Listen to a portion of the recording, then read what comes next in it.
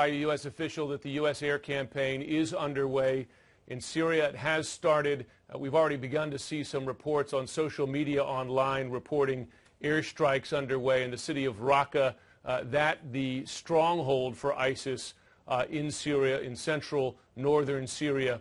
But a U.S. official confirms to me now that the U.S. air campaign, the airstrikes are underway. I'm told it's going to be a long night there. We should expect to be seeing more of this. As you know, the Pentagon had been telling us for a number of days now that they were ready to go. They had prepared a list of targets inside Syria against ISIS positions that they were confident in.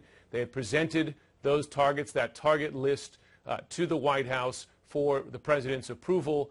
That's what they were waiting for. Clearly, they got the president's approval. And just in the last few minutes, I can tell you, Anderson, that air campaign is now underway. Some more details now, this from a senior U.S. military official. First of all, there is more than one foreign partner taking part in these strikes, and all those foreign partners are Arab nations. I'm told that the U.S., the only non-Arab nation that is taking part in kinetic strikes tonight, and that when we describe the participation of these foreign nations, these Arab nations, we're not talking about refueling or just surveillance flights, but kinetic strikes, actually dropping bombs. That's one thing.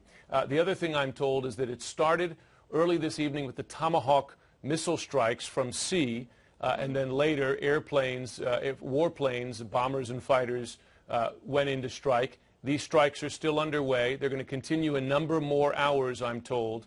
And I'm also told this, that tonight the intention was to have a very definitive blow against ISIS targets inside Syria, that the major targets were on the list tonight. Doesn't mean that tonight's the only night of airstrikes by any means, but that the pace tonight particularly intense. You'll see those strikes continue over the coming days, but that tonight will stand out for being, I don't want to use the phrase shock and awe, you'll remember from the Iraq invasion in 2003, but that certainly this first wave, the most intense.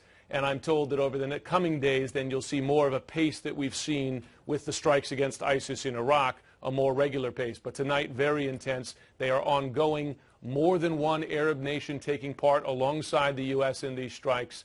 The U.S., the only non-Arab partner carrying out bombing runs. I'm told by a senior U.S. military official that three of those nations are Saudi Arabia, the United Arab Emirates, and Jordan. We reported a short time ago that more than one Arab nation was taking part in strikes, dropping bombs, kinetic activity, and that in fact the U.S. is the only non-Arab nation taking part here. So no European partners. It's the U.S. and these three Arab nations again, Saudi Arabia, UAE, and Jordan. If you were to pick three countries in the region to be taking part in strikes like this would be the three because of capabilities, but also because of past participation. UAE, for instance, has been taking part in flights over Afghanistan, also took part in strikes against Libya. Saudi Arabia certainly has tremendous capability, and Jordan as well has been very deep into this conflict, not only in terms of providing intelligence, but also the possible participation of Jordanian special forces as something of a ground presence going forward.